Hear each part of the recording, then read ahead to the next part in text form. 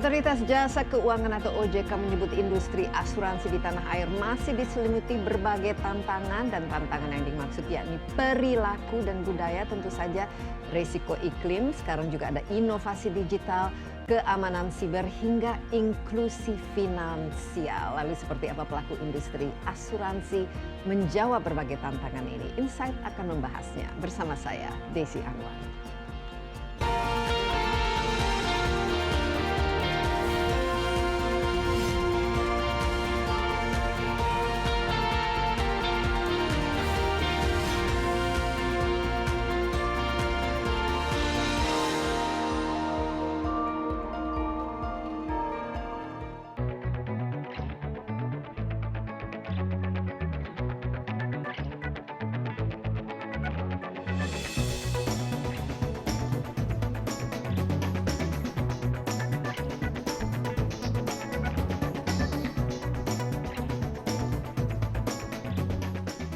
Asosiasi Asuransi Jiwa Indonesia atau AAJI melaporkan, industri asuransi jiwa mencatatkan kinerja positif pada penjualan produk asuransi jiwa tradisional pada periode tahun 2023.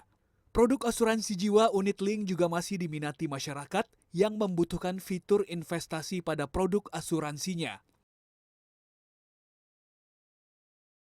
Di sisi lain, klaim asuransi kesehatan mengalami peningkatan signifikan sepanjang tahun 2023. Faktor utama pendorongnya adalah inflasi medis yang tinggi, meliputi harga fasilitas kesehatan, biaya perawatan rumah sakit termasuk biaya pelayanan, obat dan berbagai tes kesehatan. Faktor lainnya adalah perubahan iklim ekstrim dan meningkatnya kesadaran masyarakat untuk mendapatkan layanan kesehatan yang optimal. Perkembangan zaman yang berdampak terhadap industri kesehatan dan ekonomi mengharuskan setiap negara untuk beradaptasi di tengah dinamika global yang terjadi. Perubahan iklim, bencana alam, peperangan, krisis ekonomi, hingga ancaman kesehatan menyadarkan setiap individu bahwa kehidupan saat ini tidak lepas dari risiko. Melihat tantangan yang dihadapi seiring dengan perkembangan zaman, asuransi terus berinovasi untuk memberikan perlindungan yang maksimal bagi masyarakat. Potensi pasar asuransi di Indonesia masih cukup besar karena didorong oleh beberapa faktor. Antara lain misalnya pertumbuhan ekonomi Indonesia yang tergolong stabil dan jumlah populasi yang kita bisa katakan cukup besar. Namun sejumlah tantangan dari misalnya inflasi medis, ekonomi global hingga risiko iklim perlu dimitigasi oleh para pelaku industri asuransi. Lalu seperti apa langkah perusahaan asuransi dalam menjawab tantangan ini? Saya sudah bersama Karin Zulkarnain. Karin adalah Chief Customer and Marketing Officer dari Prudential Indonesia. Mbak Karin, apa kabar? Baik, Mbak Desi. Sehat selalu ya? Sehat, Mbak. Ini selalu penting ya, Iya, kalau penting sekali. kesehatan, karena ini merupakan salah satu resiko kehidupan yang kita miliki sekarang. Nah Karin, kalau kita bicara mengenai asuransi, tentu saja tidak jauh terkaitannya dengan risiko. Ya. Hidup itu banyak risiko yang harus kita hadapi ya. Ya. Risiko bukan saja dari diri kita sendiri, misalnya seperti masalah keuangan, masalah kesehatan, tapi juga risiko dari lingkungan. Ya. Misalnya kecelakaan, tapi sekarang ada risiko global, Betul. seperti misalnya perubahan iklim. Betul. Dan lain sebagainya. Polusi, Mbak Desi. Polusi, nah ini Masih sangat hangat penting. ya, Iya, bagi warga Jakarta ya. sangat-sangat, dan belum lagi tantangan-tantangan lain seperti misalnya ada perang, Ya, betul. ada huru-hara, Betul. dan sekarang ada inovasi yang juga bisa membuat ancaman seperti cyber attacks dan lain sebagainya.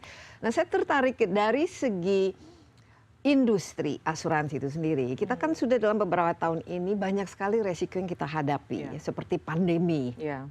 Dan itu merupakan risiko secara global. Sekarang mungkin ada tantangan dalam bentuk-bentuk lain seperti tadi iklim, perubahan iklim dan juga ekonomi Ya. dunia.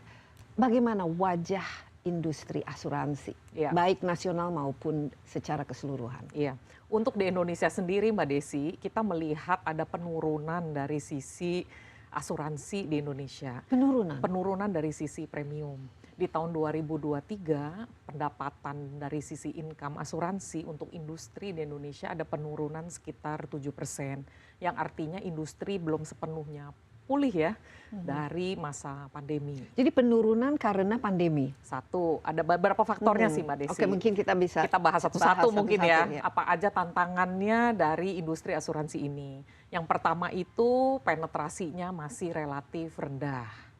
Sekitar 1,4% saja di Indonesia. 1,4% dari GDP ya. Jadi kita itu masih sangat rendah sekali spending untuk asuransi. Kalau dibandingkan dengan negara-negara tetangga kita, contohnya Malaysia, spendingnya udah sekitar 3,8%. Wah, lebih 2 kali lipat. Singapura udah 12%. Jadi itu juga menjadi satu refleksi ya, bagaimana masyarakat Indonesia menempatkan asuransi dari skala prioritas pengeluaran di masing-masing keluarga ya Mbak Desi. Dan isu itu berhubungan juga dengan pengetahuan masyarakat mengenai asuransi itu sendiri.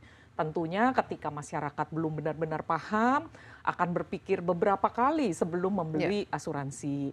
Itu yang terus-menerus digencarkan, baik industri, didorong oleh OJK, maupun inisiatif masing perusahaan asuransi untuk terus-menerus melakukan edukasi maupun financial literacy, khususnya tentang topik-topik yang berhubungan dengan asuransi. Iya, tapi kan sebenarnya pemahaman dan yang namanya asuransi sudah cukup lama kan diketahui di Indonesia. Kalau ada penurunan berarti kan sempat ada peningkatan. Iya, betul. Penyebab utama penurunan ini apa dan bagaimana kira-kira prospeknya untuk tahun ini? Apakah kurvanya juga akan kelihatan lebih meningkat? Ada tren yang menarik dari sisi industri ya. Yang pertama itu tahun 2023 tahun lalu ada peraturan baru yang berimpact kepada produk asuransi yang dikaitkan dengan investasi atau produk PAID atau unit link ya, biasa dikenal sebagai unit link. Di tahun 2023 jika dibandingkan tahun sebelumnya ada penurunan dari premi sekitar 22%. Yang artinya dengan adanya peraturan baru ini industri masih beradaptasi. Jadi ini karena faktor regulasi. Iya, tapi regulasi ini sebetulnya berimpact sangat baik buat nasabah. Karena perusahaan asuransi, tenaga pemasar dalam memasarkan produk ini diharuskan untuk lebih transparan, menjelaskan risiko-risiko yang terkait dari produk PAID itu sendiri. Jadi perubahan ini adalah perubahan yang lebih baik sebetulnya, tapi memang perlu waktu untuk beradaptasi dengan cara penjualan produk yang baru. Tapi ada juga tren yang sangat encouraging, yaitu premi untuk asuransi kesehatan atau tren asuransi kesehatan yang makin diminati oleh masyarakat. Jadi ada penurunan di satu sisi, tapi ada penaikan di sisi lainnya. Dan asuransi kesehatan sejak pandemi ya Mbak Desi, itu terbukti itu sangat favorit untuk masyarakat. Terutama untuk individu dan keluarga. Apalagi yang berkaitan dengan kesehatan. Betul, karena masyarakat makin menyadari bahwa biaya-biaya pengobatan itu terus meningkat dan meningkatnya sangat signifikan sehingga mendorong masyarakat untuk mencari asuransi kesehatan. Tapi dampak secara keseluruhan terhadap industri asuransi di Indonesia sendiri ini bagaimana secara bisnis? Gitu? Apakah masih sustainable, viable dan masih bisa menguntungkan lah? Saya rasa perubahan itu, adaptasi itu wajar. Setiap ada sesuatu yang baru, tentunya market perlu waktu untuk beradaptasi. Kalau yang kita lihat secara industri ya, banyak peralihan diversifikasi ke produk-produk lain. Salah satunya adalah asuransi kesehatan ini Mbak Desi. Jadi kita pun harus melihat apa yang sedang dibutuhkan oleh masyarakat. Banyak perusahaan asuransi justru mengeluarkan produk-produk yang lebih bervariasi agar masyarakat memiliki banyak pilihan produk yang tepat sesuai dengan kebutuhan dan affordability masing-masing gitu Mbak Desi. Jadi untuk di Prudential sendiri contohnya di tahun 2023 dari data untuk premi baru sesungguhnya masih tumbuh sekitar 13%. Jadi kami masih melihat opportunity ya, peluang untuk menumbuhkan asuransi di Indonesia itu masih sangat besar. Iya, apalagi Indonesia kan populasinya kan besar. Tadi dikatakan penetrasinya masih sangat rendah. 1% ya, Iya, 1, sekian persen. Jadi sehingga potensi untuk tumbuhnya itu sangat-sangat potensial. Tapi dari segi kompetisi maupun iklim dari industri ini kompetitif Kompetitif, Karin? Mbak. Jadi banyak perusahaan asuransi mengeluarkan produk-produk baru. Yang kedua, bagaimana tenaga pemasar juga memahami produk-produk tersebut dan bisa mencari pasar yang tepat ya untuk masing-masing produk. Jadi bagaimana membuat jaringan distribusi yang semakin merata karena saat ini masih banyak terfokus di kota-kota besar, Mbak Iya. Desi. Jadi pemahamannya ini juga tidak merata ya, Iya. apalagi dengan segi literasinya itu berbeda. Ini kan berarti dengan berbagai macam produk yang ada, tapi mengenai asuransi itu sendiri, ya, apa yang perlu dilakukan supaya masyarakat Indonesia juga pertama ya lebih paham Ya. mengenai kenapa penting asuransi. Kedua, kira-kira asuransi seperti apa yang dibutuhkan. Ya. Dan ketiga, mungkin dari segi mereka juga ya, dari segi finansialnya yang harus mereka ketahui itu Ya. apa-apa saja. Mungkin saya mulai dari pertama-tama adalah edukasi dan literasi terhadap produk asuransi sendiri. Masyarakat sekarang memudah akses itu sudah sangat mudah ya Iya. Mbak Desi. Informasi udah tersedia secara online gitu ya. Jadi sekarang malah kita amati anak-anak muda, millennials, Gen Z itu justru lebih paham ya tentang asuransi, bagaimana mengelola keuangan, dan saya lihat itu adalah suatu tren yang sangat positif. Yang kedua yang perlu dipahami juga itu adalah bahwa inflasi medis itu makin lama makin tinggi. Iya. 2023 aja kita melihat secara umum ada kenaikan sebesar 13,6% untuk inflasi medis. Nah, inflasi medis ini mungkin nanti kita perlu bahas sendiri juga ya, Betul. karena kenapa? Tapi ini pasti ada kaitannya dengan inflasi perekonomian kita secara keseluruhannya. Justru Hidup semakin mahal ya Iya, sekarang. kenapa begitu ya Mbak Desi? Barang-barang semakin mahal. Iya, ya. dan yang lebih apa ya menyedihkan mungkin ya, karena inflasi secara umum itu kira-kira 3%, malah terus-menerus ditekan ya oleh Iya. pemerintah. Tapi inflasi medis ini tahun lalu itu 13,6%, artinya Iya. gapnya itu sangat besar. Sangat-sangat tinggi, Sangat apalagi besar. apalagi kalau kita masih sangat tergantung kepada equipment atau barang-barang yang sifatnya ya harus mau tidak mau kita impor kan ya. Betul, dan kesehatan itu kan mahal salah satu gitu. kebutuhan yang dasar.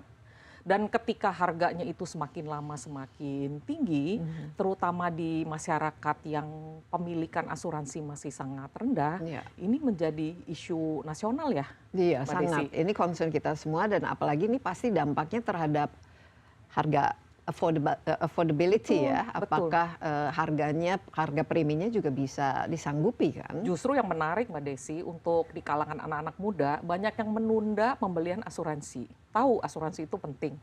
Tapi dari mungkin pendapatan yang sekian untuk keluarga muda contohnya, berapa banyak yang dialokasikan untuk pembelian asuransi. Dan apakah asuransi sudah menjadikan prioritas Iya, ya di menjadikan masing-masing bagian keluarga. dari hidup. Ini menarik sekali. Menurut saya ini harus kita lihat lebih detail lagi. Tapi kita istirahat sebentar, Mbak Karin. Kita Oke. akan lanjutkan setelah yang berikut ini. Tetaplah bersama Insight with Desi Anwar. Kami akan segera kembali.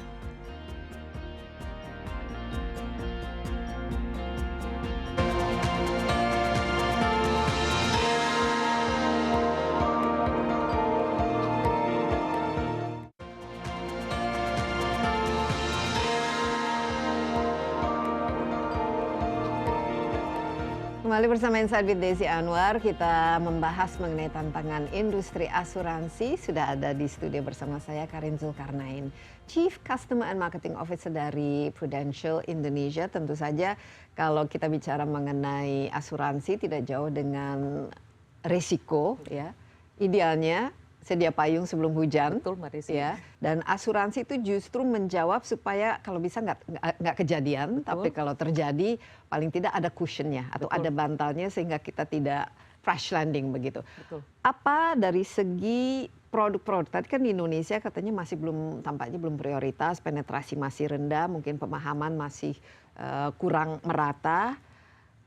Yang harusnya jadi prioritas bagi masyarakat Indonesia saat ini dalam memikirkan resiko dari setiap tahap kehidupannya. Betul. Dari usia mungkin muda sampai akhirnya menikah atau Ya. punya anak, akhirnya sebagai sudah pensiun, atau Ya. sudah tua gitu. Ya, jadi apa yang dibutuhkan ya? Yang pertama-tama itu mulai dulu dari membuat rencana keuangan, Mbak Desi. Itu mungkin sangat dasar, tapi masih banyak keluarga belum memiliki perencanaan keuangan. Dari sana kita perlu buatkan pos-pos berapa budget dari masing-masing keluarga yang diperlukan untuk jangka pendek maupun jangka panjang. Salah satunya adalah pos untuk asuransi. Nah, untuk asuransi sendiri apa sih yang harus diprioritaskan gitu? Ada asuransi jiwa, ada asuransi kesehatan. Nah, banyak keluarga itu mulai dari asuransi kesehatan karena dilihat ini lebih immediate problem gitu ya, Iya. dan biaya-biaya kesehatan yang terus meningkat. Tadi kita bicarakan sebelumnya bahwa biaya kesehatan itu di tahun 2023 mengalami kenaikan sekitar 13,6% Ini dari segi klaimnya. dari sisi total Dari biaya sisi inflasi totalnya. medis. Itu Inflasi medis. karena ini diakibatkan lebih ke inflasi medisnya Iya, kan ya. itu inflasi medisnya saja Mbak Desi. Tapi total klaim sendiri untuk klaim asuransi kesehatan di Indonesia, jadi total perusahaan asuransi di jiwa ya, itu kenaikannya sebesar 25%. Wow, lebih besar lagi. Lebih Apa? besar lagi. Ini mencerminkan kenapa? Jadi total klaim kesehatan sebesar lebih dari 20 triliun di Indonesia itu terdiri dari berbagai hal. Yang pertama sendiri dari faktor inflasi medis, jadi harga-harga Ya, ya, yang tadi biaya-biaya treatment yang 13%. meningkat. Yang kedua jumlah klaimnya itu sendiri, dari frekuensi, jumlah maupun banyak penundaan treatment ketika di masa pandemi. Karena kalau Mbak Desi ingat ketika pandemi kita semua tinggal di rumah, Iya. banyak Takut treatment, ngapa-ngapain. betul. Kan dulu kita semua mencegah ya supaya tidak ke rumah masuk, sakit iya, tidak ke rumah contohnya ya. sakit. Jadi yang masih bisa ditunda waktu itu ditunda. Nah, sekarang kita mulai melihat penundaan tersebut kelihatan dari frekuensi maupun treatment-treatment yang cenderung meningkat setelah pandemi. Iya, sorry, ada profilnya seperti apa para claimant ini? Masyarakat yang memang melakukan klaim ini di mana dan usianya rentang Cukup bervariasi sih Cukup Mbak Desi. Jadi dari berbagai kondisi yang disebut penyakit kritis hingga penyakit yang cukup umum seperti demam berdarah, saluran pernapasan, klaim itu cukup bervariasi. Tapi khusus tahun lalu kira-kira di bulan Agustus kita melihat ada tren baru yaitu ketika polusi sedang marak-maraknya di Jakarta. ISPA klaim untuk saluran pernapasan itu meningkat cukup tinggi. Nah, karena itulah sempat di Prudential kita pun berkolaborasi dengan laboratorium, dengan industri farmasi untuk membuatkan satu program prevention. Jadi kita buatkan satu vaksin pneumonia yang kita berikan untuk nasabah-nasabah Prudential untuk mencegah agar tidak timbul lebih banyak lagi insiden-insiden klaim. Dan ini berjalan dengan baik. Berjalan dengan baik. Karena asuransi kesehatan ya Mbak Desi itu supaya tidak hanya melihat ketika sudah terjadi sakit. Yang lebih penting lagi itu adalah bagaimana untuk mencegah sakit. Jadi tindakan prevention itu seperti Mbak Desi tadi bilang di awal itu menjadi sangat penting. Dan Prudential kami melihat peranan kami itu sangat besar untuk mengajak masyarakat untuk bisa hidup lebih sehat lagi. Tahun lalu juga kita buatkan banyak sekali acara-acara aktivitas untuk mengajak masyarakat hidup sehat. Malah katanya ada phrase baru Mbak Desi, sitting is the new smoking katanya. Iya. Pernah dengar nggak Mbak? Nah, iya, ini karena kalau kita hanya duduk-duduk saja tidak aktif itu justru tidak bagus untuk kesehatan. Betul. Ya. Jadi kuncinya harus lebih olahraga, lebih bergerak. Betul, karena itulah kami membuatkan acara-acara yang fun untuk keluarga berupa proactive family Mbak Desi. Jadi kita keliling roadshow di 4 kota mengajak masyarakat untuk hidup sehat, mulai dari keluarga sendiri, bagaimana kita semua mengajak untuk active lifestyle. Iya, ini menarik karena yang namanya kalau bagi kita kan penting untuk mengasuransikan diri. Ya. Siapa tahu ada sesuatu yang terjadi, paling tidak kita tercover. Tapi bagi industri asuransi justru semakin kecil klaimnya dari masyarakat, itu kan juga semakin baik ya Betul. secara bisnis. Nah, Betul. tapi saya ini kembali ke tadi kan sempat disebut bahwa generation Z saja sekarang sudah paham mengenai asuransi. Tapi tipe-tipe ya, taruhlah misalnya anak muda sekarang mungkin baru gaji pertama gitu. Nah, bagaimana untuk melakukan financial planning ini dan bagaimana pos-pos seperti apa dan pilihannya. Ya. Kalau muda kan mungkin masalah kesehatan tidak terlalu urgent. Ini kan ada asuransi jiwa, ada asuransi kesehatan, ada asuransi pendidikan, macam-macam lah. Bagaimana kira-kira? Justru Mbak Desi, kami selalu merekomendasikan untuk mulai berasuransi sejak muda. Yang pertama masih sehat. Rata-rata belum ada kondisi kesehatan yang serius. Karena ketika sudah memiliki berbagai kondisi kesehatan yang serius, justru nggak bisa lagi beli asuransi Mbak Desi. Jadi kami selalu merekomendasikan anak-anak muda ketika mulai berkarir, mulai bekerja, memiliki pendapatan, apalagi sudah berkeluarga, itu wajib harus memiliki asuransi. Mulai dari asuransi kesehatan. Contohnya Prudential baru meluncurkan asuransi kesehatan yang baru. Kita beri nama Pruwell. Konsep ini kita desain produk ini menyesuaikan dengan insight yang kita dapatkan dari nasabah-nasabah. Contohnya, pingin dapat reward ketika tidak terjadi klaim. Itu kan menarik ya. Sekarang iming-iming harus ada begitu supaya orang karena membuat. supaya kan kita mau mengajak hidup sehat. Jadi kalau udah sehat terus dapatnya apa gitu ya. Jadi kita berikan satu fitur itu Pruwell Reward berupa potongan premi di saat perpanjangan polis tahun berikutnya sebesar 20%. Nah, kita rasa ini satu fitur yang menarik untuk semua anak-anak muda untuk mulai berasuransi kesehatan. Yang kedua, kita berikan juga layanan-layanan tambahan supaya bukan hanya bagi mereka yang harus menjalani atau melakukan klaim, tapi bagi yang sehat juga bisa menikmati produk asuransi kesehatan. Maksudnya gimana? Kita berikan diskon-diskon Mbak Desi, diskon sampai 30% untuk pengecekan medical check up di berbagai rumah sakit yang menjadi rekanan di Prudential. Jadi bagi nasabah yang ingin terus menjaga active lifestyle, healthy lifestyle, itu kami fasilitasi Mbak Desi. Kita berikan fasilitas diskon tersebut supaya bisa terus berinteraksi, berhubungan dengan kami pada saat sehat, bukan hanya pada saat sakit. Jadi penting ini melakukannya ketika kita masih muda, karena semakin tua juga semakin mahal kan. Satu lebih mahal, kedua belum tentu bisa diterima juga Mbak Desi kalau sudah punya riwayat penyakit sebelumnya. Oke, kita istirahat sebentar, tapi menurut saya ini sangat penting untuk kita ketahui ya. Premi ini kan menjadi bagian penting ya, khususnya bagi nasabah, dan bagaimana premi ini ditetapkan, dan juga kira-kira faktor-faktor apa ya yang masuk ke dalam harga untuk membeli asuransi itu sendiri. Kita istirahat sebentar Mbak Karin, tetaplah bersama Insight with Desi Anwar, kami akan segera kembali.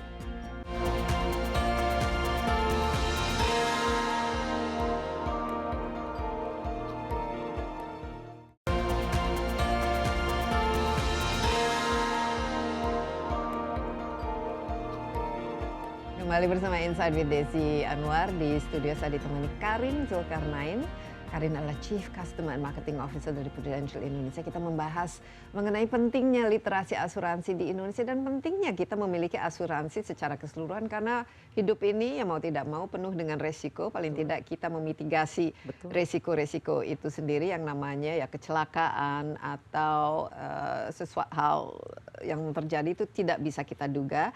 Asuransi itu merupakan salah satu dari alat atau tools yang kita perlukan, tapi ada biayanya tentu saja. Dan ini tadi Mbak Karin juga mengatakan menjadi faktor kenapa masih belum jadi prioritas di masyarakat kita, karena ya mungkin biaya hidup yang lain juga sudah tinggi. Mungkin ini pos untuk asuransi ini merupakan prioritas kesekian. Nah, biaya itu sendiri yang kita sebut premi. Ini sejauh mana ini menjadi semacam pertimbangan bagi para nasabah untuk membeli asuransi, dan apa yang menentukan premi yang ditetapkan untuk satu produk itu sendiri? Jadi premi itu ditentukan dari faktor risikonya Mbak Desi. Pertama-tama itu dari sisi usia, dari jumlah perlindungan yang diinginkan. Kalau contohnya asuransi kesehatan, biasanya perusahaan itu memberikan pilihan-pilihan. Mau plan yang berapa, yang mau di covernya seberapa tinggi contohnya. Semakin tinggi jumlah perlindungan yang dipilih, tentunya preminya semakin tinggi juga. Dan biasanya ini sebelumnya dilakukan cek kesehatan kan, untuk memastikan bahwa kondisi kesehatannya seperti apa. Betul, karena prinsipnya untuk asuransi, perusahaan asuransi memilih risiko seperti apa, dan dari tingginya risiko direfleksikan terhadap premi. Ya. Nah, selain itu ada faktor apa lagi? Faktor lifestyle juga menentukan sih Mbak Desi. Jadi pekerjaan, faktor lifestyle. Jadi seperti apakah merokok, apakah mengkonsumsi alkohol, contohnya, maupun riwayat-riwayat kesehatan yang sebelumnya sudah ada. Karena jika pernah didiagnosa suatu penyakit, mungkin kondisi tersebut bisa tidak di-cover di periode berikutnya. Iya. Nah, ini kadang-kadang orang mengatakan, ya ngapain saya beli premi terus nggak dipakai nih uangnya mubazir lah istilahnya. Ya. Padahal kan saya bisa gunakan uang itu untuk menabung, mendapatkan bunga deposito dan lain sebagainya. Ya. Untuk menjawab mungkin kebingungan ataupun concern seperti ini, bagaimana Mbak? Mungkin perlu diluruskan dulu ya, bahwa asuransi itu adalah produk proteksi. Bukan produk-produk di mana nasabah itu mencari keuntungan. Karena itu ada produk investasi yang berbeda ya sifatnya. Jadi untuk asuransi itu kita nggak cari untung di sana. Malah kita berharap jangan sampai kita sakit kan Mbak Desi. Nggak ada yang pingin sakit. Tapi ketika kita sakit, biaya yang dikeluarkan itu sangat tinggi. Disitulah peranan asuransi kesehatan untuk membantu keluarga agar tabungan yang selama ini dengan susah payah dilakukan itu tidak habis ketika salah satu dari anggota keluarga kita harus sakit. Karena treatmentnya itu yang mahal. Jadi asuransi itu bukan ajang mencari untung gitu ya. Itu yang pertama harus diluruskan dulu. Yang kedua adalah pilihlah asuransi kesehatan yang memang sesuai dengan budget untuk keluarga. Ketika membeli itu perlu dilihat apa sih kebutuhan keluarga kita. Harapan kita itu rumah sakit yang seperti apa. Nah, ketika ini dikonsultasikan dengan tenaga pemasar kami di Prudential, tenaga pemasar kami dapat memberikan rekomendasi. Jika kebutuhannya seperti ini, direkomendasikan ngambil plan yang mana, dengan biaya berapa. Sehingga itu sesuai dengan masing-masing kebutuhan keluarga. Iya, dan kemudahan untuk melakukan klaim dan mendapatkan klaim ini selama ini seperti apa Mbak Karin? Dan apakah kira-kira ada hambatan ataupun tantangan, mungkin ada contoh-contoh dalam Nah, ini menarik sekali karena semua nasabah pasti berharap ketika terjadi klaim atau butuh klaim gitu ke rumah sakit langsung keluar. Jadi kemudahan apa yang kami berikan di Prudential gitu ya Mbak Desi. Yang pertama kita berikan kartu untuk asuransi kesehatan Prudential. Jadi dengan kartu tersebut jika dibawa ke rumah sakit yang sudah menjadi rekanan Prudential, kartu tersebut bisa digunakan. Jadi sebagai nasabah tidak perlu membayar biaya treatment atau pengobatan di rumah sakit tersebut.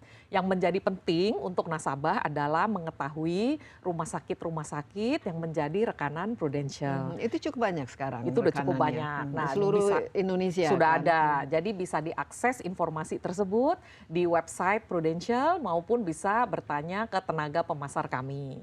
Nah, yang kedua, pelayanan apa lagi yang kami berikan gitu ya. Dengan kartu tersebut, ketika nasabah kami selesai rawat inap di rumah sakit rekanan kami, itu jadi jauh lebih mudah. Bisa segera kembali pulang ke rumah tanpa menunggu banyak verifikasi. Karena itulah kami selalu mengajak nasabah untuk memiliki asuransi kesehatan dan juga pergilah ke rumah sakit rekanan-rekanan kami. Karena pelayanannya sudah lebih baik dibandingkan rumah sakit yang belum menjadi rekanan. Iya, kalau misalnya asuransi, ini kan asuransi kesehatan, kalau asuransi jiwa penting nggak? Penting Mbak Dea, itu asuransi jiwa itu untuk mitigasi risiko lebih jangka panjang lagi. Nah, yang mana yang lebih populer di Indonesia yang paling banyak? Nah, menariknya belakangan ini beberapa tahun ini kita lihat popularitas asuransi kesehatan itu jauh lebih tinggi. Jauh lebih tinggi ya. Karena mungkin kesadaran bahwa biaya untuk berobat itu semakin lama semakin mahal.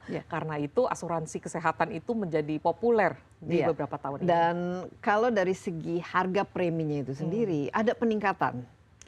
Peningkatan itu ada karena yang pertama tadi waktu kita bahas inflasi medis. Yang kedua usia yang terus bertambah. Usia saya tahun depan pasti bertambah 1 ya Mbak Desi. Nah dari faktor usia aja sudah pasti preminya itu terus bertambah.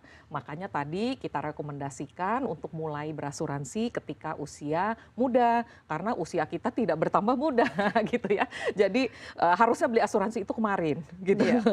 Intinya walaupun seperti itu. Walaupun itu juga tidak menjamin. Sekarang kan kalau masih muda tapi gaya hidupnya tidak sehat juga banyak anak-anak. Itu poin muda yang sangat penting sekali Mbak Desi, karena itu kurang jangan pernah sehat. menunda pembelian asuransi karena kita nggak tahu kapan kita akan sakit. Tapi resiko untuk industri itu sendiri, industri asuransi sendiri itu seperti apa, Mbak Karin, dari segi regulasinya, dari segi kompetisinya, tapi juga dari segi ya biaya inflasi medis ini yang akhirnya mungkin membuat orang juga wah nggak akan terlalu memprioritaskan Ya. ini. Gitu. Menurut saya itu topik yang menarik banget karena tergantung dari sisi mana kita menyikapinya. Kalau kita melihat bahwa biaya ini akan terus naik, dari satu sisi kita lihat semakin penting memiliki asuransi. Walaupun gitu ya preminya itu makin lama semakin meningkat karena faktor usia maupun inflasi medis, masih lebih baik memiliki asuransi daripada tidak punya asuransi. Karena biayanya tetap akan naik juga. Bayangkan ketika treatment tersebut naik dengan besar dan kita tidak memiliki asuransi. Contohnya Mbak Desi, riset dari sisi klaim yang kita lakukan sejak tahun 2020, 2021, 2022. Ini dari data klaim Prudential itu sendiri Mbak Desi. Untuk diagnosa yang cukup umum seperti demam berdarah, terus gastritis atau pencernaan ya, dan juga usus buntu, ini kan diagnosa yang cukup umum gitu ya Mbak. Kita nggak tahu kapan kita bisa terkena diagnosa seperti itu. Kenaikan biayanya di periode 3 tahun tersebut itu, kenaikannya tuh range-nya dari 12% hingga 64%. Wow, Jadi contoh besar ada sekali satu ya. rumah sakit di Depok, untuk demam berdarah, biayanya tuh yang awalnya 11 juta, naiknya tuh sangat pesat sampai 64%. Nah, jadi inflasi medis yang disebut 13,6% itu kan secara umum. Realnya itu bisa Bisa lebih tinggi sampai lagi 60% dari itu. maka. Betul. Tapi kalau secara bisnis itu sendiri, di mana perusahaan seperti Prudential nggak menginvestkan Betul. uang premi ini? Ini kan berarti kan perusahaan juga kan harus melakukan investasi. Itu terhadap jadi tantangan premi. besar Iya, ya, ini Mbak kan Desi. Tantangan besar, Tantangan karena kan besar. jangan sampai ternyata salah pilih produk juga kan Betul. untuk menginvestasikan uang Betul. nasabah Jadi ini. apa yang kami lakukan di Prudential ya menyikapi ini. Jadi dari sisi perusahaan kami pun mereview produk-produk yang kami tawarkan kepada masyarakat. Yang kedua, kami terus-menerus melakukan review mengenai harga premi itu sendiri kepada masyarakat. Kita perlu lihat juga bahwa bagaimana penerapan harga itu bisa ditetapkan secara fair untuk nasabah. Karena ada nasabah yang sering melakukan klaim, ada nasabah yang tidak pernah klaim sama sekali bertahun-tahun gitu ya. Jadi bagaimana penerapan harga yang akan datang bisa merefleksikan dari risiko nasabah itu sendiri. Mungkin tanpa terlalu teknis gitu ya Mbak, prinsipnya adalah bagaimana kita bisa memberikan reward untuk nasabah yang terus-menerus hidup sehat. Iya. Nah, karena itulah di produk terbaru dari Prudential yaitu Pruwell kami menerapkan faktor itu, reward untuk nasabah. Karena prinsipnya sebagai nasabah maupun sebagai pasien, kita itu punya kontrol terhadap lifestyle kita. Kita juga punya kontrol terhadap bagaimana kita ingin melakukan treatment ketika kita sakit. Iya. Nah, ada juga praktek-praktek di mana rumah sakit mungkin terjadi istilahnya over consumption. Contohnya begini Mbak, kita ke dokter misalnya, dokter berikan obat kan, resep obat. Untuk 14 hari misalnya, tapi hanya dimakan kalau sakit aja ya. Nah, jadi yang terjadi kita beli obat Untuk 14 hari, hanya untuk belum dimakan tentu 3 dimakan hari, atau iya. mungkin sehari 2 hari aja gitu. Nah, Sementara contoh, biayanya pasti itu harus untuk dibayar di 14 depan dong hari, untuk iya. 14 hari. Atau mungkin pernah dengar cerita juga bahwa kita ke dokter diminta untuk observasi, nginep semalam di rumah sakit. Iya. Tapi sebetulnya nggak apa-apa. Nggak perlu sebenarnya. Nggak perlu sebetulnya. Nah, hal-hal seperti itulah yang kita harus lihat kembali bagaimana supaya ada kesamaan standarisasi dari biaya maupun treatment-treatment pengobatan. Oke, Mbak Karin, terima kasih atas insight-nya. Saya rasa masih perlu ya kita belajar khususnya mengenai asuransi untuk kesehatan ini. Betul. Inflasi medis merupakan salah satu yang penting menurut saya untuk didiskusikan karena ya kita idealnya kita tidak sakit, tapi kalau sakit berobat di Indonesia ini salah satu faktor yang termahal ya, salah satu yang bisa dikatakan. Kalau boleh ditambahkan Mbak Desi, sebetulnya nggak semuanya tuh depressing gitu ya. Kita juga ingin encouraging masyarakat Indonesia untuk terus hidup sehat, malah Prudential ingin membuat satu movement yaitu sehat pangkal bisa. Ya. Bagaimana kita itu bersyukur terhadap kesehatan kita hari ini dan bagaimana kita menjaga agar bisa terus sehat. Karena ketika kita sehat, kita bisa melakukan apapun yang kita inginkan. Oke, amin. Dan juga kalau sehat nanti preminya juga akan jauh lebih rendah. Betul, Mbak Desi. Dibanding kalau kita sakit. Sekali lagi terima kasih Mbak Terima kasih. Karin. Ya demikian Karin Zulkarnain, Chief Customer and Marketing Officer Prudential Indonesia. Tetaplah bersama kami, Insight with Desi Anwar akan segera kembali.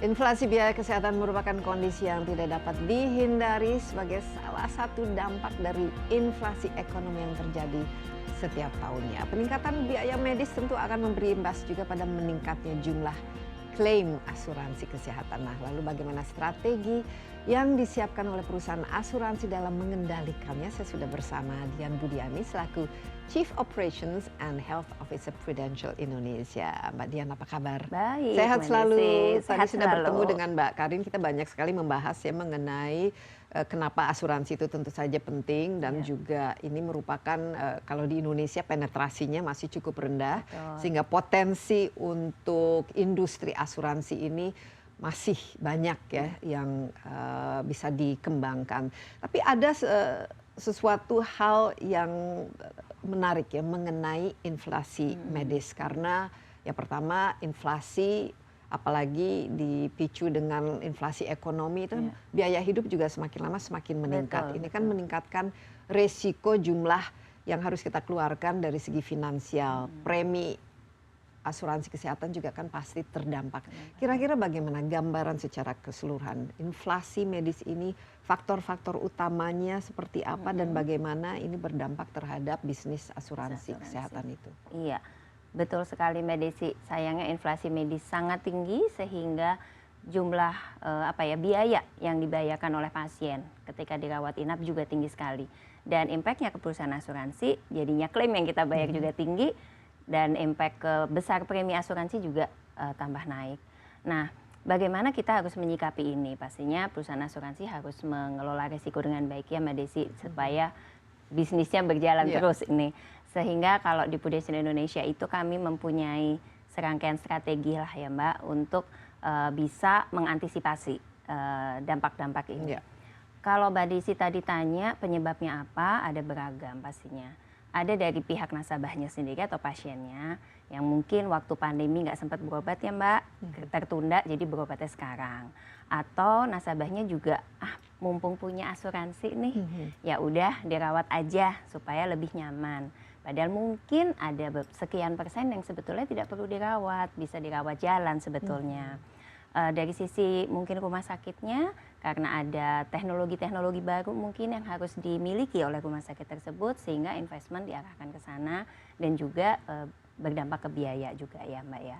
Nah, hal-hal itu yang sebetulnya kami antisipasi di Prudential, sehingga kami meluncurkan satu program nih Mbak, namanya Pro Priority Hospital, di mana kita menggandeng mitra rumah sakit supaya bisa ada komunikasi ya Mbak, dan kita harapkan rumah sakit itu punya standar gitu, standar tarif istilahnya, supaya kita bisa mengantisipasi biaya nasabah kita lebih baik.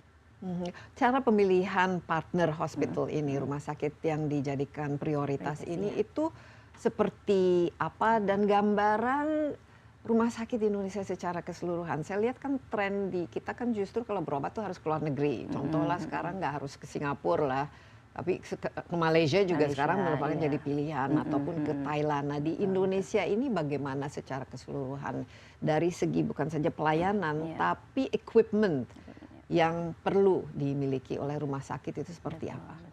Cukup beragam ya Mbak Desi, rumah sakit di Indonesia. Satu, penyebarannya belum merata, tidak di semua kota ada rumah sakit dengan equipment yang cukup, sehingga kami memang harus menyediakan rumah sakit yang lengkap. Paling tidak sekarang ada di 91 kota atau lebih, dan kita ingin menambah 91 terus. kota? Ya, di Indonesia. Nah, pemilihannya seperti apa? Tadi care-nya ya Mbak, layanannya harus komprehensif, kemudian equipment-nya mencukupi, tapi tidak perlu khawatir ketika masuk di rumah sakit yang equipment-nya belum cukup. Dan ternyata pasiennya atau nasabahnya perlu treatment yang lebih karena rumah sakit yang bersangkutan tidak sanggup melayaninya. Kami ada itu Mbak fitur evakuasi ya. Jadi kita bisa mengevakuasi nasabah ketika memang diperlukan ya Mbak dari satu rumah sakit yang memang kurang cukup equipmentnya ke rumah sakit yang lebih baik gitu. Nah jadi kita lihat dari cakupan layanan yang dipunyai dan kemudian itu bersedia atau tidak rumah sakit itu memberikan transparansi dari segi biaya. Tarifnya seperti apa dan apakah ada panduan penanganan klinis itu Mbak istilahnya. Jadi kalau misalnya penyakitnya demam berdarah itu clear gitu. Hari pertama tuh diapain, hari kedua diapain, hari ketiga diapain, sehingga buat perusahaan asuransi seperti kami mengestimasi biayanya itu lebih lebih kita bisa prediksi di depan. Nah, hal-hal ini Mbak sebetulnya yang mendasari kami pada saat memilih rekanan-rekanan property hospital. Dan ini seharusnya lebih memudahkan ya bagi para pasien. Tapi apakah perlu misalnya Mbak sebelum menggunakannya itu kan harus dirujuk, harus ada surat dari dokter umum, kemudian harus ini, harus itu, atau ini seperti kalau kita misalnya melakukan klaim lewat BPJS begitu. Ini apa bedanya sehingga para pasien juga memilih wah lebih baik saya punya produk seperti ini gitu. Kemudahannya yang bisa dimiliki. Betul. Kami tidak mensyaratkan rujukan Mbak Desi. Jadi nasabah bisa langsung datang ke rekanan kami, Property Hospital. Lihatnya di mana? Lihatnya di website. Dipilih saja yang sesuai dekat dengan lokasi rumah. Biasanya di mana dokternya berpraktek kalau nasabah kita ya Mbak. Jadi langsung datang ke situ. Kemudian menunjukkan bukti kepesertaan asuransi. Kita punya kartu elektronik. Dan kemudian kalau di Property Hospital dianalisa dulu Mbak kira-kira biayanya berapa, karena kita udah punya kesepakatan tarif tadi kan ya Mbak ya. Nah begitu rumah sakitnya bilang oke, perawatannya katakanlah 20 juta. Kemudian kita assess dan oke, kita setujui di awal.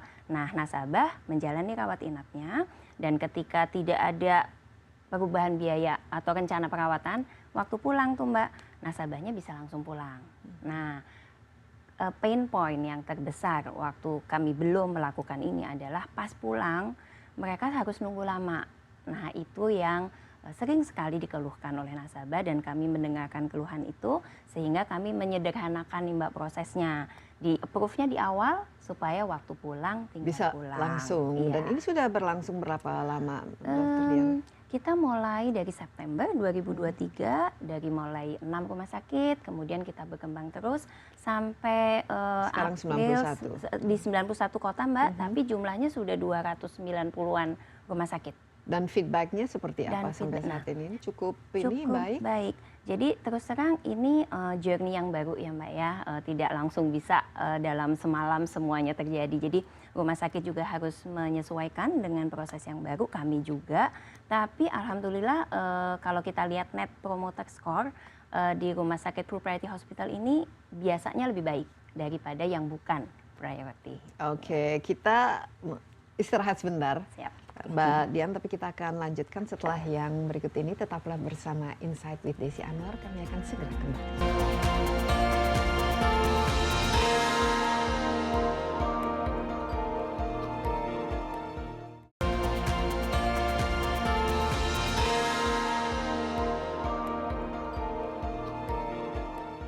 Kembali bersama Insight with Desi Anwar, saya ditemani Dian Budiani, ini selaku Chief Operations and Health Officer Prudential Indonesia. Kita sebenarnya membahas lebih ke tadi inflasi medis yang menyebabkan biaya pengobatan semakin lama semakin meningkat, dan tentu saja ini menjadi concern kita semua, apalagi dengan jumlah klaim terhadap kesehatan itu semakin lama semakin meningkat. Nah, saya tertarik ya mengenai kalau kita memilih, saya juga sebenarnya kan bingung kan ya, ini kalau membeli asuransi kesehatan itu apa-apa saja sih yang harus kita pikirkan, dan ini kan pasti ada dampak terhadap harga atau biaya preminya.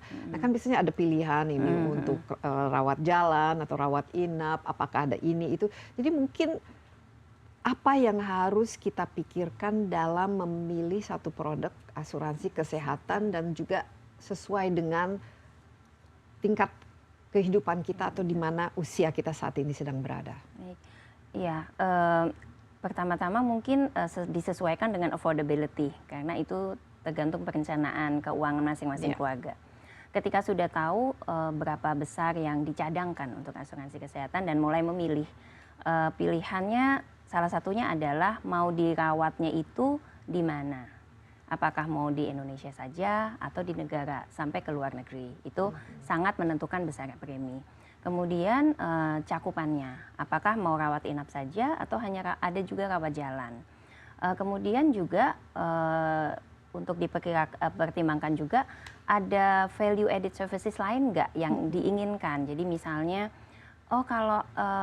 kalau dari luar Jakarta mau ke Jakarta bisa dijemput nggak ya di bandara? Ada nggak ya fasilitas yang namanya istilahnya biasanya patient navigator. Jadi ketika masuk di rumah sakit itu nggak bingung, ada yang menavigasi pasien kami ini.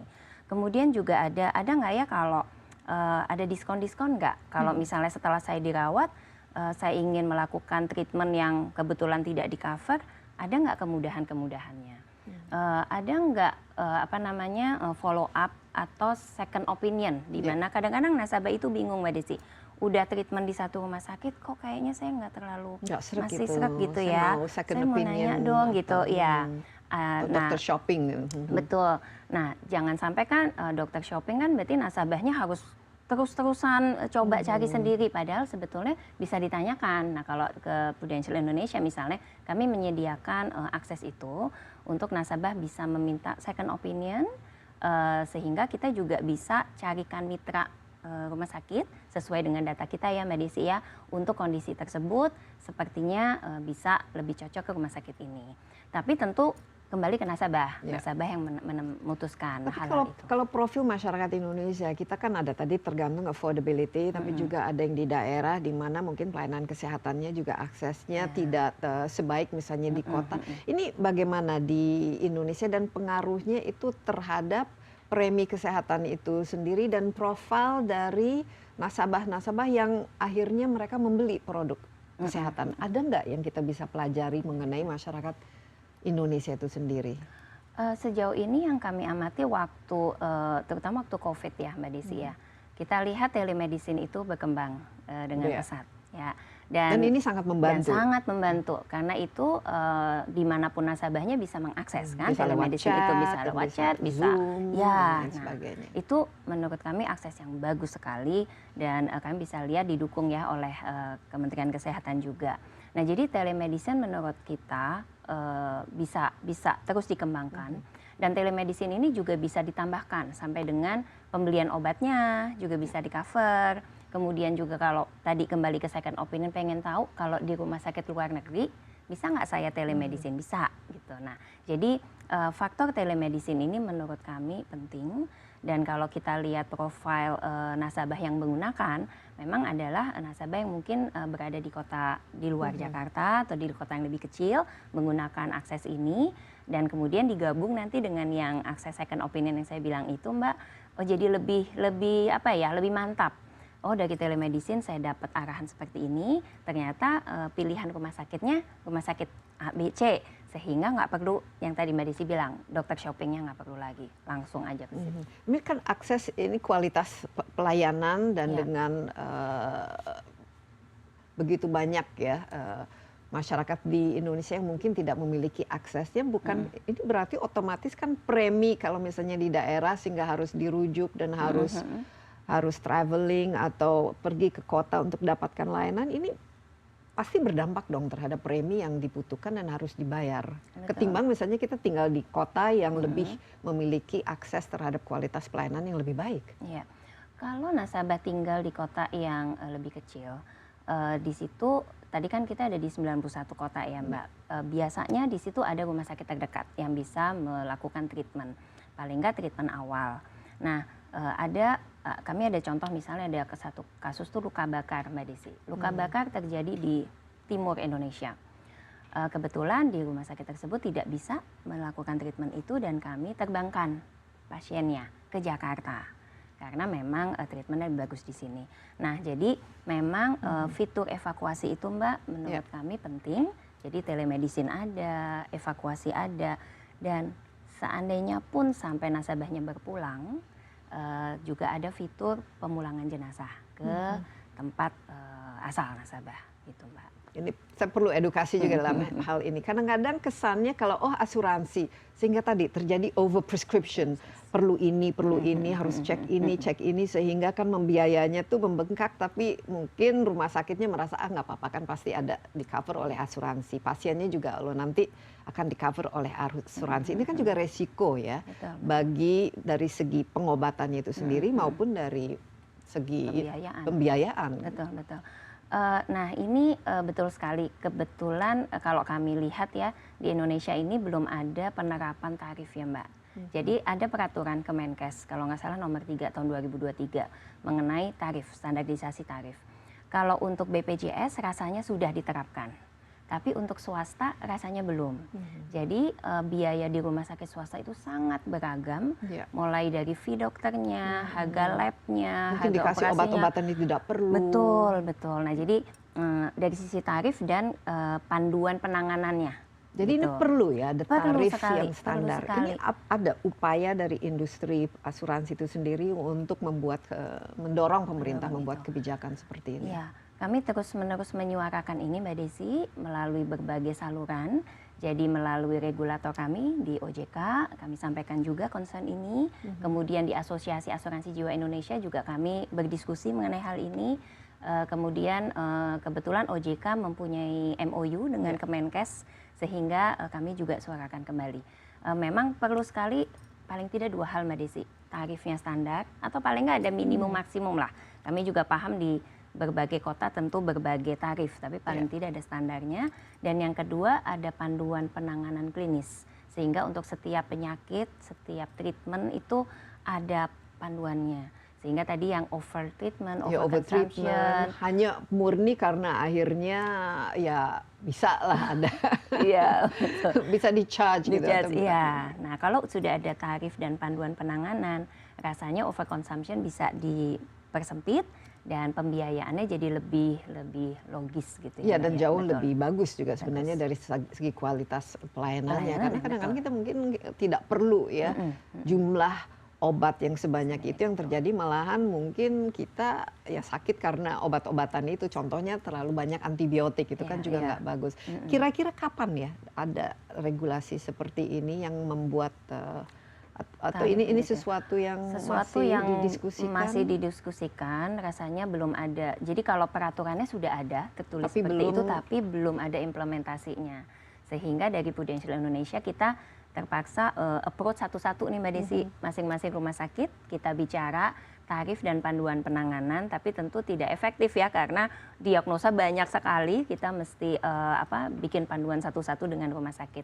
Harapannya kalau dari Kemenkes ada standarisasi, kita bisa mengikutinya dengan seragam. Oke, Mbak Dian, ini mungkin terakhir kira-kira mengenai inflasi medis ini dan juga jumlah premi, apa yang perlu kita ketahui lah bagi nasabah membeli asuransi itu mau tidak mau kan penting ya, karena ini akan meringankan bila sesuatu itu terjadi.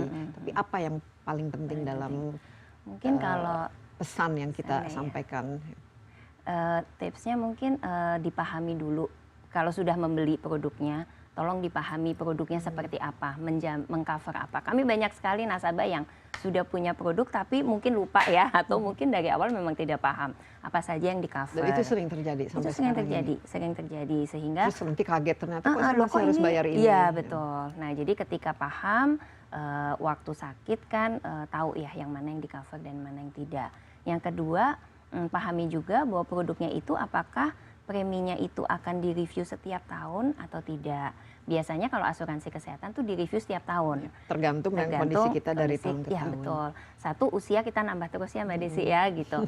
Terus kalau inflasinya naik terus kan preminya juga naik. Nah kemudian yang terakhir, apakah ada semacam reward yang diberikan ketika nasabah memang klaimnya nggak banyak atau malah nggak pernah klaim. Nah itu fitur yang kebetulan di Prudential Indonesia kita ada di produk baru kita Pruwell, supaya nasabah bisa mengantisipasi ya Mbak Desi ya. Kan gini, kalau kayaknya demam aja saya bisa rawat jalan, nggak usah rawat inap lah, daripada premi saya tahun depan naik lebih tinggi Mungkin itu Iya, tipsnya. baik Dokter Dian. Terima kasih Sama-sama, banyak Mbak Desi. dan juga atas insight-nya, dan memang yang namanya ya idealnya kita tidak sakit, tapi pasti ini tidak akan bisa dihindari. Apalagi kita tinggal di alam yang penuh dengan polusi, belum lagi yang dari kegiatan kita ataupun aktivitas kita dan gaya hidup yang kurang sehat, ini tentu saja perlu kita mitigasi. Ya, betul. Tapi lebih baik adalah mencegah ya, Ya. pada akhirnya. Betul. Jadi biaya untuk kesehatannya lebih murah dan juga biaya preminya itu bisa jauh lebih Jauh murah. lebih- Ya, terima kasih sekali lagi dan demikian Insight with Desi Anwar kali ini. Jangan lupa Anda juga dapat menyaksikan tayangan ini di cnnindonesia.com dan di YouTube CNN Indonesia Insight with Desi Anwar. Sampai jumpa, stay safe. Bye-bye.